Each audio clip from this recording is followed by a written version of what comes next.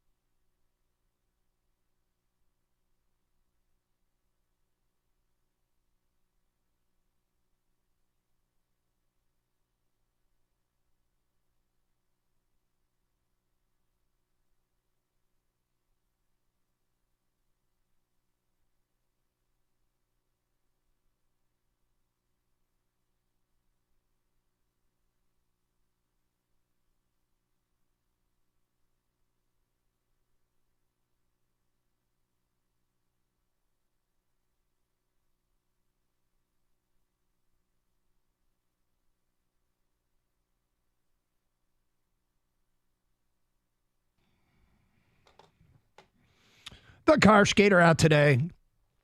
It's Carson Anderson here on 97.1 The Ticket. Jared Goff just joined us here on The Ticket. And that was a fun one to do because there's a lot of positive stuff to discuss. And quite frankly, ran out of time to get into some of the stuff.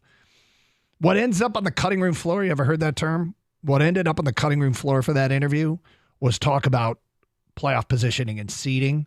And the reason it ended up on the cutting room floor, knowing that it was likely that Jared wouldn't speak past the Minnesota game.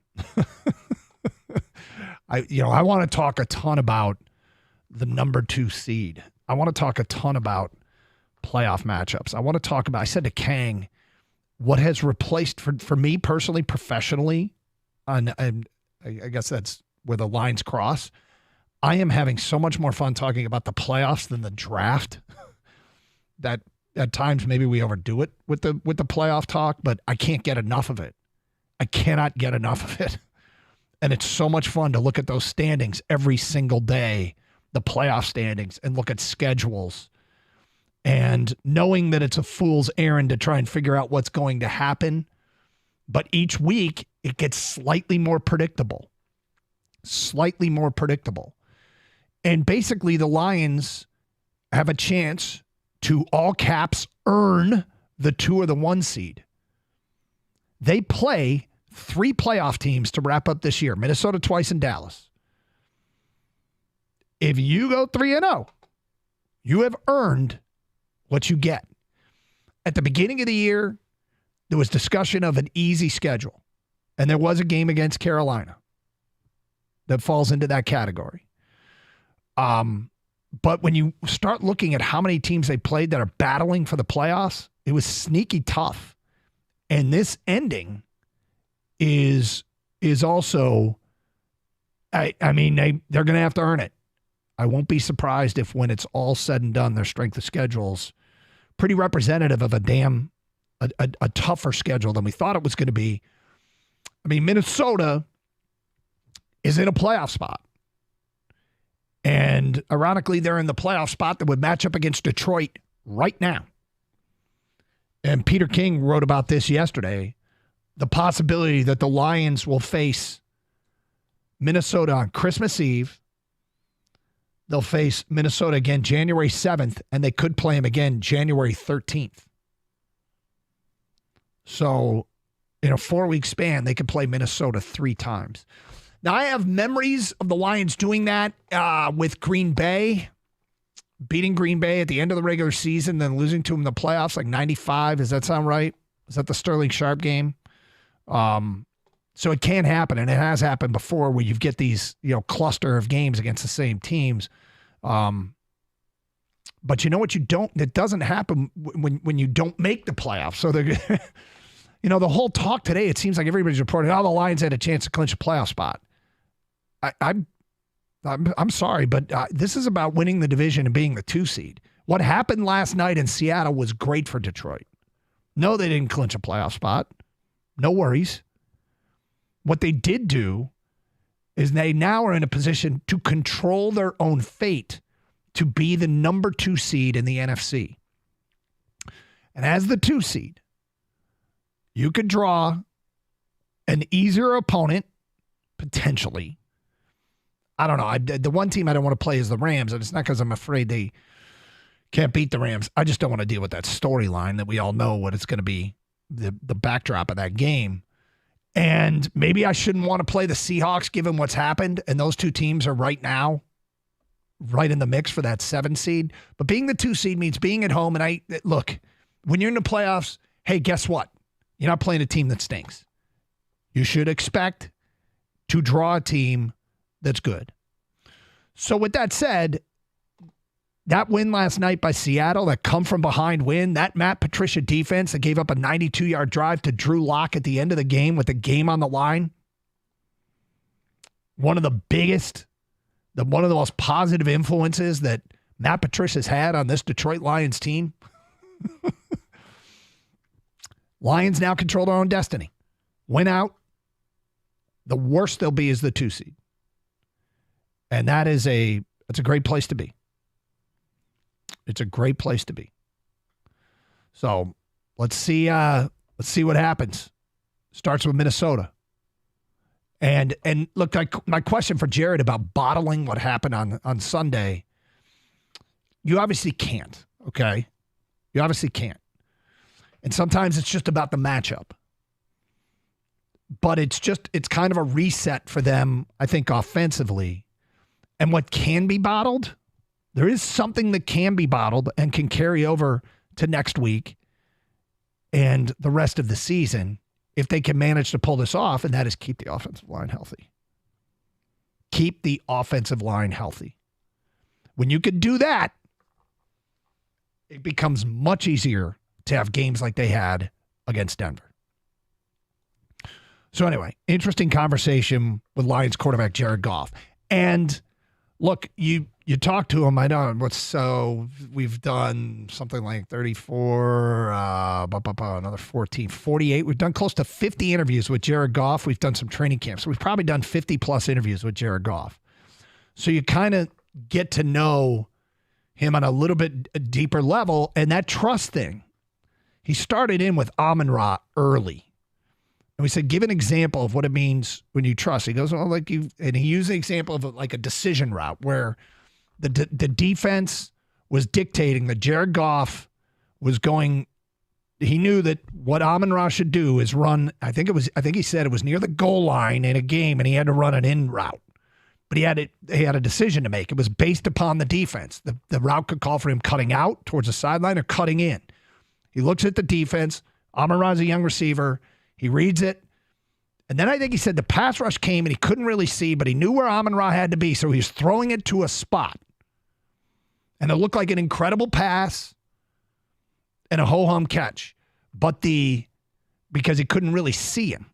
But it was because he trusted him to be in the right place because he knew the guy had the work ethic and did all that he was supposed to do. And so he trusted that Amon-Ra would be there, and it went for a touchdown.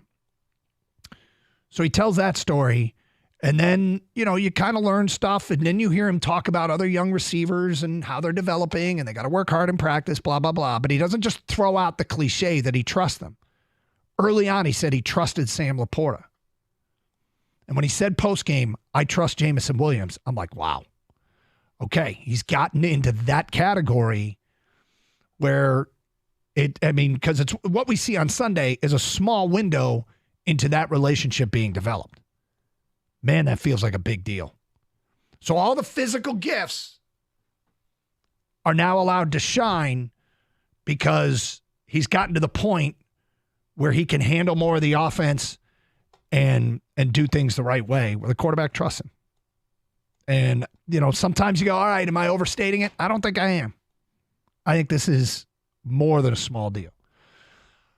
All right, 248-539-9797. Want to get to your phone calls coming up. And also next hour, we got to get into whether or not this is a real deal for the Lions. How big it could be moving forward. That at 11:20. It's Carson Anderson, 97.1, The Ticket.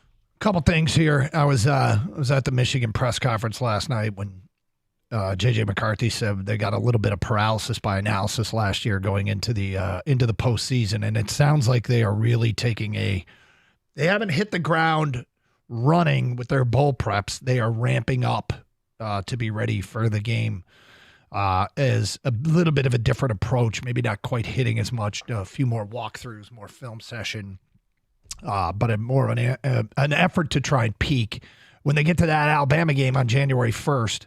And there's a lot to talk about with that game that we will get into as the week goes on. He also said something that was really interesting. Jim Harbaugh said, "Do you want to talk about your future and what you might be doing?" And JJ said, "Nope, not till the season's over. Let's go win the Natty, and then we can talk about it." So I thought that was kind of interesting. But 248-539-9797 just spoke with Jared Goff. Before we get back to your phone calls, Kang, you sat behind the glass listening. Any thoughts? Well, you know that I have never given up on Jameson Williams. Like from the beginning, you were an unapologetic Jameson Williams apologist. Yeah, you made it clear early on. I just thought it was way too early to give up on this kid. It's essentially his rookie year because of coming in injured last year, and then this year he got suspended in the beginning of the year. So I mean, a lot of things had gotten in the way of him, and some of it is self-inflicted. I get that, but I just thought the talent was there, and most importantly, the mental aspect was there. He was always engaged. He never got down on himself or his teammates. And never pouted. Yeah, exactly. And we would take calls, like eventually this guy's a bust, or then all of a sudden turn into he should get the ball more. And we take calls all the time. And your stance, Doug, is always maybe this is just the natural progression of where Jameson Williams is at, what he can handle, the team's doing it. And it maybe not as fast as other people wanted to, but this is where we're at. And hey, he got targeted more times. He got more than 2 catches for the first time in his career. He made a great play. And the thing that stood out to me was after, when Jared Goff said trust and Jameson Williams in the same sentence, I immediately perked up, and you know that, and I brought it to your attention too. And so I'm so glad that you asked Jared Goff about that, because that seems, every quarterback and the receiver, they have to build trust in a relationship. We heard Jared Goff talk about it with St. Brown early on. And then this year he mentioned it with Laporta. And look at how good those two are. Yep. So when he said the word trust and Jameson Williams in the same sentence, I'm like, oh my gosh. At the perfect time, they're coming down the stretch run here, hopefully for a decent playoff run. It couldn't be more perfect. So that's what I took out of that, and I'm glad you followed up on that, is that the trust of those two are building. Because a lot of times you got to throw the ball before the receiver's there. Yep. And you got to trust that the receiver is going to be there and make the right read. And so I think the more they develop this chemistry, that's a player that could help when the offense isn't clicking. Maybe if the run game isn't going where you need it to be, he can make a big play for you. Yeah, and the physical skills now have the license to be used more when you're building that trust, and it's obviously not just with Jared; it's got to be with Ben Johnson, the offensive coordinator, as well. But it's they're really peaking at the right time. And early in the year, obviously there were some people that didn't like the Jahmyr Gibbs pick, okay, because you just quote don't take a running back that high, and I'm not a hard and fast rules guy when it comes to the draft, because that's implying that every draft is the same. And I just, I'm not going to pass on what might be the best player in the draft just because they don't play the right position, because the next year there might be 6 guys that would be better than him, and I wouldn't take him that year. But I think you've got to evaluate each draft for what its strengths are. But early on, people are like, why'd they take Jahmyr Gibbs? Why'd they take Jahmyr Gibbs? I think we see why they took Jahmyr Gibbs. And we see why they took Sam Laporta. Now, he was taken in the 2nd round.